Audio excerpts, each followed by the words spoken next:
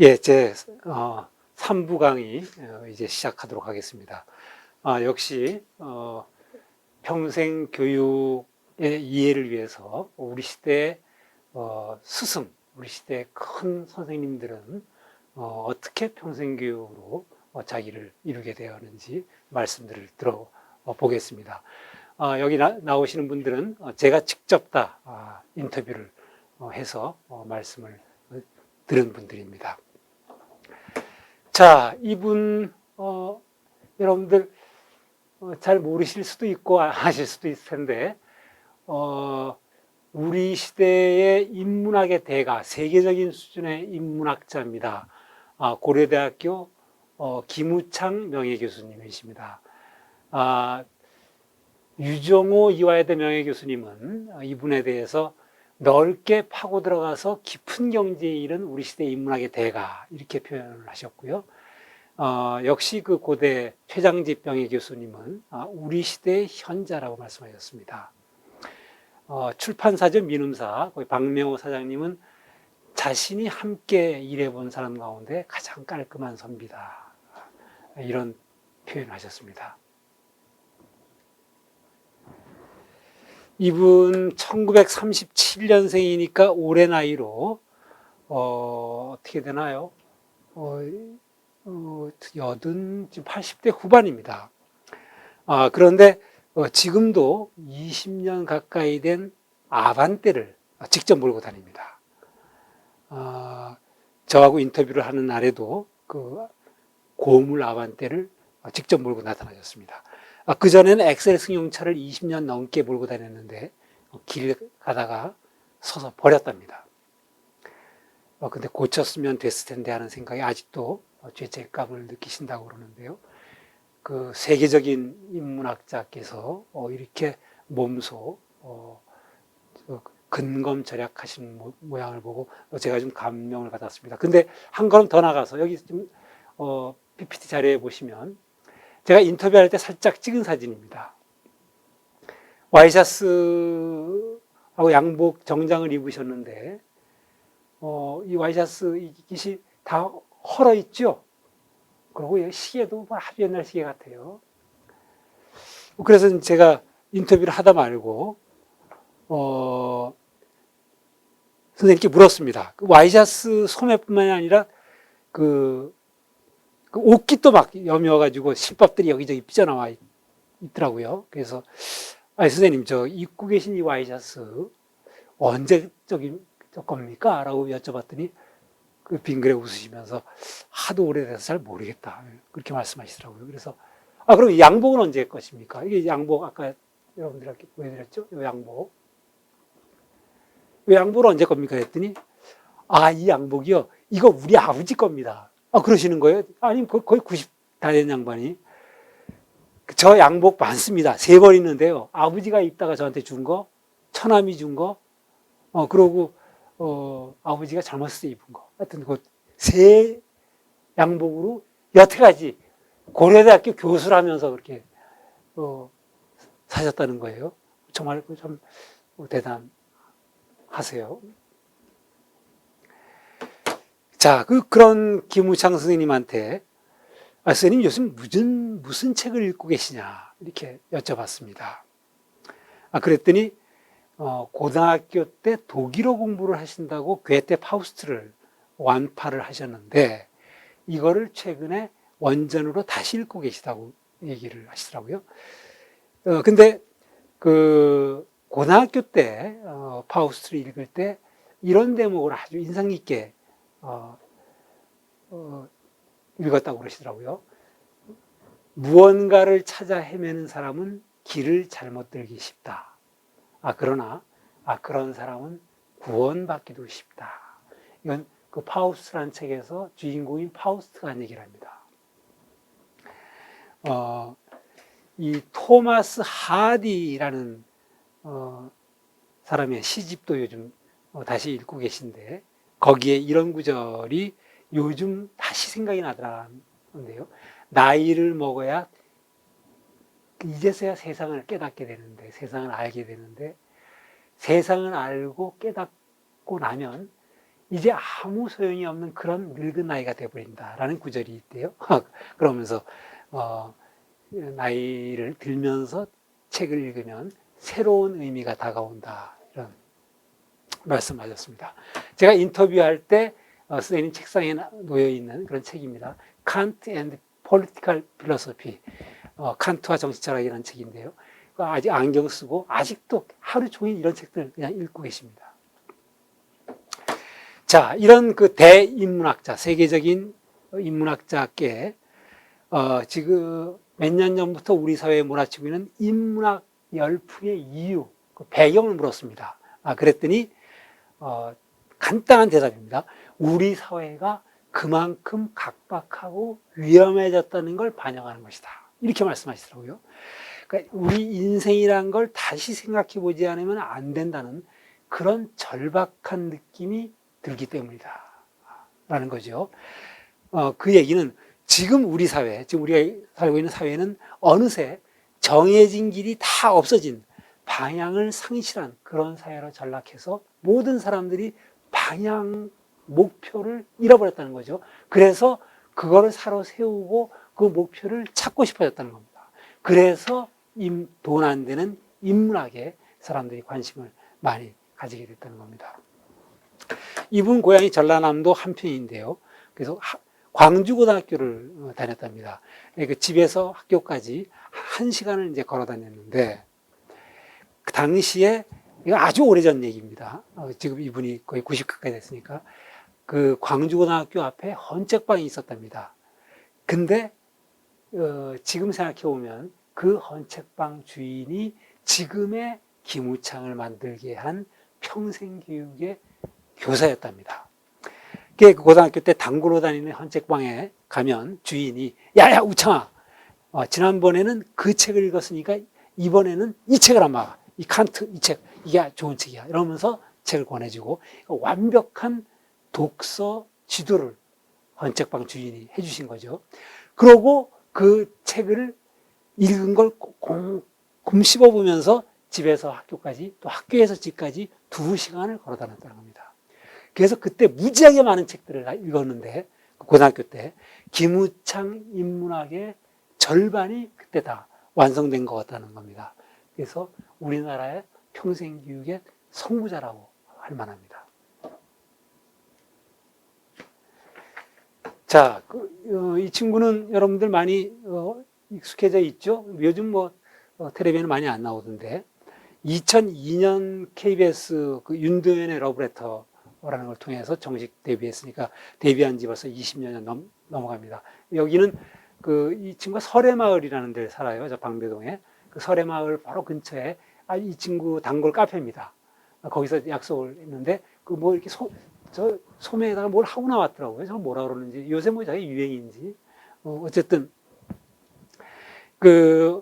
저는 이 친구 개인적으로 여러 가지 이유로 알게 됐는데, 우리나라에는 어쨌든 대적할 사람이 없는 최고의 말빨을 자랑하는 그런 방송입니다.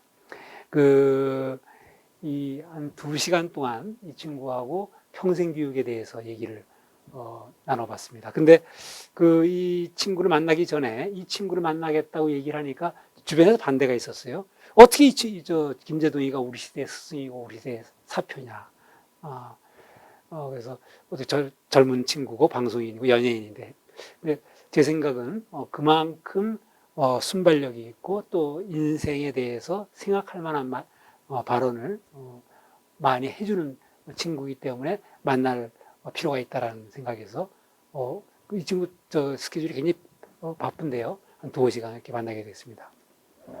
제가 이 카페에서 만나자마자 야, 너 만난다니까 주위에서 반대가 많았는데 말이야. 네 실력을 한번 봐야겠다. 김재동이 생각하는 평생교육, 평생학습 뭐냐? 너 한마디로만 얘기해봐. 딱 했더니 정말 거짓말 아닙니다. 1초도 고민하는 흔적 없이 제가 생각하는 평생교육이요? 이겁니다. 평생을 양아치로 살 수 있는 용기를 얻는 일. 양아치로 살아도 쪽팔리지 않는 자신감을 키우는 일이 평생교육이다. 그러니까 이게 완전히 준비된 답변을 가지고 있는 거예요. 엄청난 순발력. 이 친구가 몇 년 전에 JTBC에서, JTBC인가요? 거기서 김제동의 톡투유를, 걱정 말아요, 그대. 뭐 이런, 프로그램을 꽤 진행을 했었죠. 근데 어떤 인터뷰를 보니까 이 프로그램을 앞두고는 아무것도 미리 준비를 하지 않는데요. 그래서, 야, 그저 1시간 거의 생방송에 가까운 그런 토크쇼를 진행을 하는데 전혀 준비를 하지 않는다고? 그건 거짓말 아니야? 이제 그렇게 해서 그 얘기를 내가 물었더니 이 친구가 이렇게 얘기를 하더라고요. 이 미리 준비를 해서 자기 머릿속에 또 자기 가슴 안에 뭔가를 채워놓으면 관객들의 생각을 받아들일 자리가 없어져서 자기가 얘기가 안 된다는 거예요. 완전히 비우고 가는 게 훨씬 더 얘기가 잘 나오고 좋은 준비가 된다. 이런 겁니다. 이 친구 얘기로는, 나이 들어서 평생교육에 빠져드는 것 중에, 정말 좋은 게 2가지가 있다는 거예요. 그러면서 젊은 학생들한테도 이 얘기를 좀 많이 해주라는 거예요. 그게 뭔가 했더니, 평생교육을 하면 제일 좋은 건 시험 안 쳐도 되니까.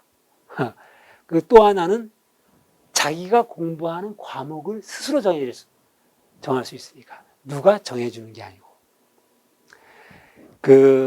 평범한 사람들이 카지노에서 돈을 딸 수 없는 이유가 있대요. 이 친구 얘기는. 한 번도 패를 자기가 쥐지 못하니까 그런 건데, 나이 들어서 하는 공부는 자기가 스스로 패를 줄 수 있다는 거죠. 자기가 하고 싶은 공부를 스스로 선택할 수 있다는 겁니다. 제가 아까 모두의 학교라는 얘기를 들었죠. 그 모두의 학교가 바로 그렇게 합니다. 자기가 하고 싶은 공부를 선택을 해서 커리큘럼을 제가 짭니다. 그러고 그 커리큘럼에 가장 적합한 교수를 막 인터넷 검색 같은 걸 해서 서울대학교 무슨 환경대학원 교수 초빙을 합니다. 그러고 강의를 몇 시간 동안 어떻게 들을지도 합니다. 그 모두의 학교에서는 그런 일을 도와주기만 하고 공간만 제공합니다. 그러니까 온갖 공부가 다 이루어집니다. 정말 별별 공부가 다 이루어집니다. 가장 실생활에 좋아하는 여인하고 헤어지는 방법. 심리학자 교수를 불러서 청소년들 7, 8명이 그거 듣고 있어요. 정말 무섭습니다. 지금 이 친구가 얘기하는 대로 공부에서 자기 주도권을 쥐고 자기가 하고 싶은 공부, 자기가 패를 지게 됩니다. 평생교육은 그걸 가능하게 하는. 그래서 학교 교육하고 평생교육이 가장 다른 게, 학교 교육은 자기가 패를 못 지지만 평생교육에서는 공부의 패를 학생이 질 수가 있다. 여기서 다르다는 거죠. 예, 그러면 너 아까 준비된 답변을 하는데, 그럼 평생학습의 정의를 네가 생각하는 거 또 한번 다른 말로 한번 얘기를 해봐라 했더니 이렇게 얘기를 하더라고요. 남들이 만들어 놓은 틀이 아니라 자기로 살 수 있는 용기를 일깨워주는 게 평생교육이다. 그리고 내가 나에게 손을 내밀어 서로 잡는 최초의 악수다. 그리고 자기 안으로 들어가서 진짜 자기를 만나는 과정이다. 근데 지금 이 친구가 한 이 얘기를 다 해석하면 공부에 스스로 패를 질 수 있기 때문에 가능해지는 그런 겁니다. 그래서 이 친구는 평생교육에서 가장 중요한 것이 공부의 패를 학습하는 사람, 공부하는 사람이 져야 된다. 그런 얘기를. 근데 저하고 인터뷰 할 때 이 친구 집이 영천이래요. 경상북도 영천이랍니다. 집의 막내인데, 엄마하고 전화로 막 싸워가지고 한 6개월 동안 엄마한테 전화 연락도 안 하고 아주 냉담하게 지내고 있다는 거예요. 엄마하고 싸우고 전화를 안 하고 한 6개월 지나다 보니까 이제 자기가 엄마로부터 독립했구나. 엄마로부터 패를 지게 됐구나 하는 느낌들을 받게 된답니다. 공부의 패, 엄마하고의 관계에서 자기 패를 진다는 게 얼마나 소중한지를 알게 됐다는 건데, 근데 엄마가 이제 맨날 통화할 때, 한 6개월 전까지만, 통화할 때 딴 얘기 한참 하다가 이제 전화 끊을 때가 되면 너 장가 언제 갈래? 하여튼 그 얘기는 낡은 테이프를 틀듯이 계속 그냥 가만히 있으면 아이고 내가 죽어야지. 하루에 하여튼 그 통화할 때마다 정말 낡은 테이프 틀듯이 똑같이 장가 언제 갈래? 아이고 내가 죽어야지. 맨날 그런 소리. 그 소리 안 들어서 너무 좋다. 한 6개월째. 근데 엄마한테 이제 통화를 안 하고 이제 딱 엄마하고 관계에서도 패를 지자. 그게 다 좋은데. 그러고 이제 제일 마지막 통화할 때, 응? 장가 언제 갈래? 아무 얘기도 안 하고, 아이고, 내가 죽어야지. 딱 근데 냉담해지기 바로 마지막 통화할 때, 내가 죽어야지. 딱 그럴 때, 딱! 그랬다면, 예, 돌아가십시오. 많이 사셨습니다. 84인데요. 뭐, 괜찮습니다. 돌아가셔도. 그러고 전화 딱. 이래도 되나? 이제. 그랬는데, 5분도 안 지나서 전화 끊자마자 핸드폰에 엄마가 쓴 카드 왜 딴 사람이 카드 연결해 놓으면 신호 오는 거 있잖아요. 보니까 뭐 화장품 사고 무슨 원피스 사고 그 사이에 벌써 사람이 그렇더라. 그래도 그런 엄마의 관계에서 패를 주게 돼서 지금까지 자기가 새로운 자유인이 돼서 산다. 공부도 자기가 패를 지고 자유인이 돼서 하는 공부, 그게 가장 중요하다. 이런 말씀 여러분들한테 드리겠습니다. 자, 요게 이 친구가 자기로 살 수 있는 용기를 그 얘기를 하는 겁니다. 요건 생략하고 들어가죠. 나중에 시간이 나오면 요분 말씀도 좀 소개를 하고요. 자, 나는 파리의 택시 운전사. 요 책입니다. 요게 한 10년 전까지 거의 한 100만 부 정도 팔려나간 책입니다. 홍세화라는 분이 쓴 책입니다. 아마 여러분들은 이 이름을 잘 모르실 겁니다. 여러분들의 젊은 교수님들은 뭐 거의 다 아시는 분들입니다. 1947년생이니까 지금 나이가 상당히 많으시죠. 이분이 서울대학교 금속공학과 1년을 다니다가 때려치우고 다시 시험을 봐서 외교학과로 들어갔는데 이 학생운동을 하면서 순탄치 않은 대학 생활을 보냅니다. 그러다가 이분이 대학 졸업 직후인 1977년에 어느 시국 사건에 연루가 돼서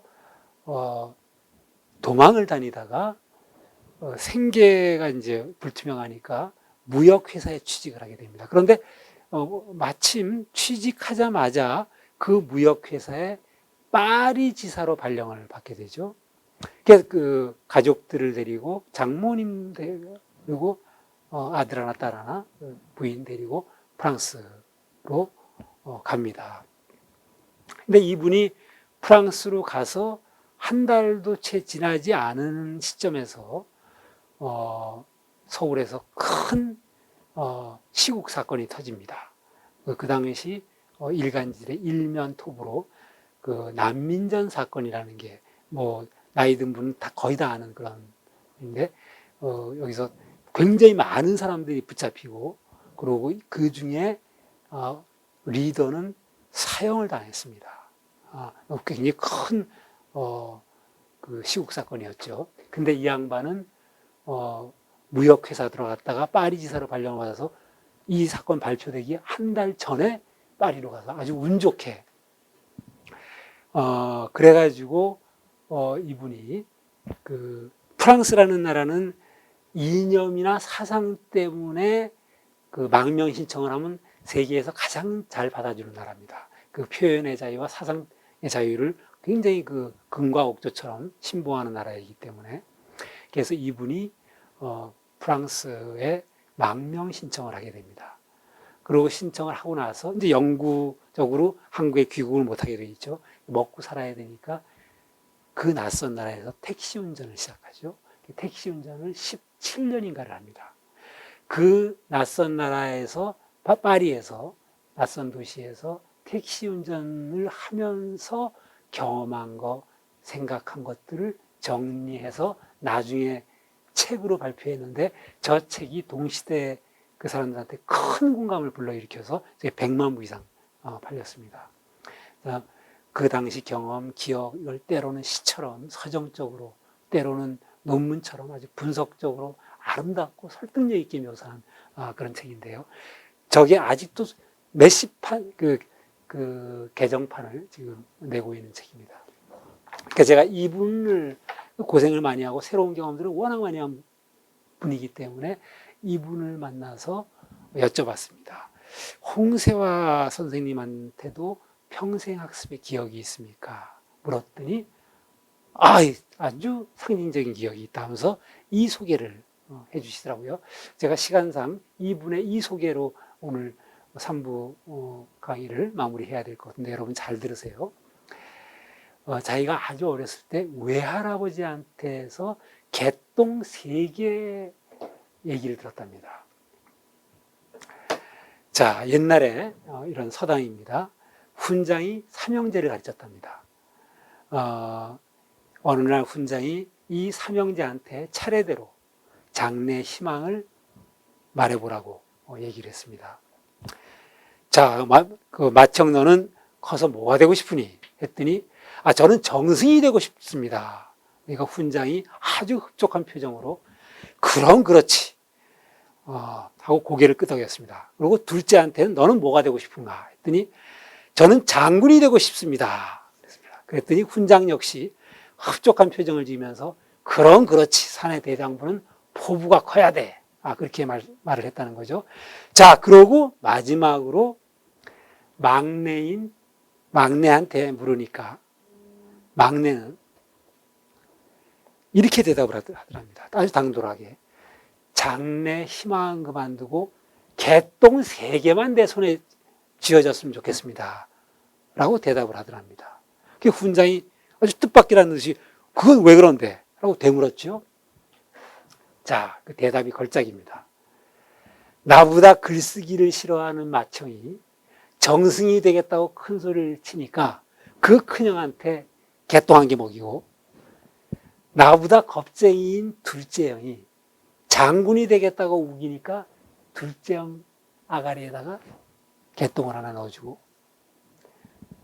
여기까지 이제 말하고 나서 막내가 우물쭈물 하더라는 거예요. 훈장이 버럭 소리를 질렀답니다. 그럼 마지막 관계는 어떻게 할래?